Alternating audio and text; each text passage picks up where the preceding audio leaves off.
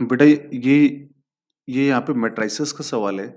अब इस क्वेश्चन में यहाँ पे लिखा हुआ है कि एक मैट्रिक्स है, मैट्रिक्स ए है, ऑर्डर 3 क्रॉस 3 की, ठीक है। एक मैट्रिक्स है ऑर्डर 3 क्रॉस 3 की और इसकी डिटरमिनेंट वैल्यू आपको क्वेश्चन में गिवन है -4 और साथ में एक रिलेशन गिवन है a plus I equal to ये मैट्रिक्स है। आई का मतलब क्या हुआ? Identity matrix. तो हम लोग अगर जैसे इस क्वेश्चन को लिखें तो ए बराबर क्या हो जाएगा? मैट्रिक्स ए बराबर 1 A 1 2 1 0 A 1 2 माइनस, अब ये आई मैट्रिक्स यहाँ पे ट्रांसफर होगा तो यहाँ पे माइनस आई बन गया 1 0 0 0 1 0 0 0 1।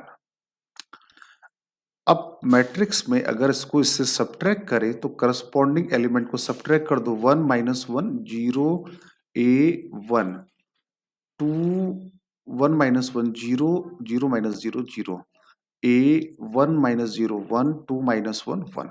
ये आ गया मैट्रिक्स ए।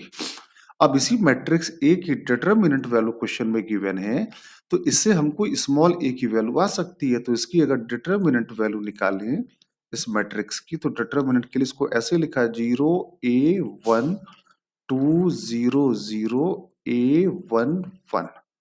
अब इसकी अगर डिटरमिनेंट वैल्यू निकालने जाएंगे तो ये आएगा -A। I hope determinant value सबको निकालनी आती होगी। फिर ये आया +1 और ये आया 2 इक्वल टू -4। तो -2A equal to -6।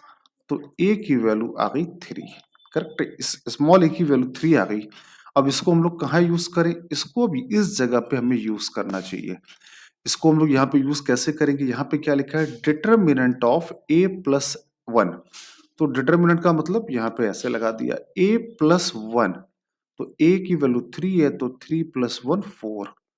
Adjoint of a की वैल्यू कितनी है? 3। तो 3 - 1 ये आ गया 2A। ऐसे आ गया। आई होप आपको इसकी वैल्यू निकालनी है। अब यहाँ पे मैट्रिसेस के डायरेक्ट फॉर्मूले यूज होंगे तो थोड़ा समझिएगा। जैसे क्वेश्चन में कहीं पर भी लिखा हो डिटरमिनेंट ऑफ के मैट्रिक्स ए, के कोई स्केलर है, कोई नंबर है और ए कोई मैट्रिक्स है और ये उसकी डिटरमिनेंट वैल्यू है। तो मान लिया जैसे मैट्रिक्स ए का order order of matrix A अगर मान लो n है तो यहां पर k की पावर n बाहर निकलता है और अंदर बचता है determinant value of matrix A. ये फॉर्मूला है मैट्रिक्स में, आपको अच्छे से याद कराया गया होगा। अच्छा, ऐसा होता क्यों है? होता इसलिए है कि जब डिटरमिनेंट में कोई भी चीज बाहर निकलती है तो या तो हर एक रो से बाहर निकलती है या हर एक कॉलम से बाहर निकलती है। तो के जो निकलेगा, के चूंकि इस मैट्रिक्स ए के हर एक रो में रखा हुआ है तो हर एक रो में से एक एक बार बाहर निकलेगा तो के की पावर n बाहर निकला। अब यहाँ पर वैसे ही 4 बाहर निकलेगा और एडजॉइंट भी एक मैट्रिक्स होती है। ए चूंकि मैट्रिक्स ये मैट्रिक्स ऑर्डर 3 की है तो ये भी बाहर निकलेगा तो 4³ बाहर निकला और अंदर क्या बचा? Determinant of adjoint of 2A। अब अगेन एक फॉर्मूला आता है डिटरमिनेंट ऑफ एडजॉइंट ऑफ ए का फॉर्मूला होता है डिटरमिनेंट ऑफ ए n-1। अगर आप कहोगे कि सर ये फॉर्मूला आया कहाँ से तो इसको मैं प्रूव भी करा दूंगा अगर आप कहेंगे तो। अदरवाइज आपको ये फॉर्मूला अच्छे से मेमोराइज होना चाहिए। तो ये आ गया 64 और ये अब कितना हो जाएगा? इसी फॉर्मूले से अगर हम देखें तो कितना हो जाएगा? डिटरमिनेंट ऑफ 2A की पावर 3 - 1। तो 64 2A का होल स्क्वायर। अब सेम लॉजिक से फिर 2 बाहर निकलेगा। जैसे यहाँ k बाहर निकला था वैसे ही 2 बाहर निकलेगा।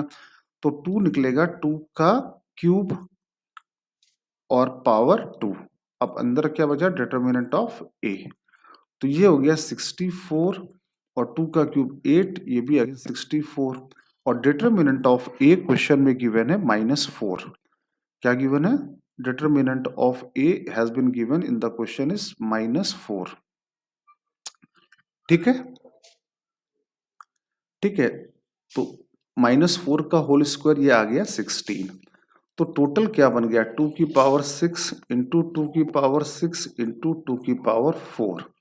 तो ये आ गया 2 की पावर 16 इंटू 3 की पावर 0। क्वेश्चन में गिवन जो आंसर आएगा इस फॉर्मेट में आएगा 2 की पावर n इंटू 3 की पावर n। तो m की वैल्यू कितनी आ गई 16 आ गई एंड n की वैल्यू कितनी आ गई 0 आ गई।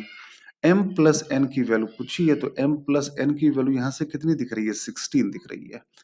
तो यहाँ पे फंडामेंटल प्रॉपर्टी यूज हुई है। आई होप क्लियर हुआ होगा।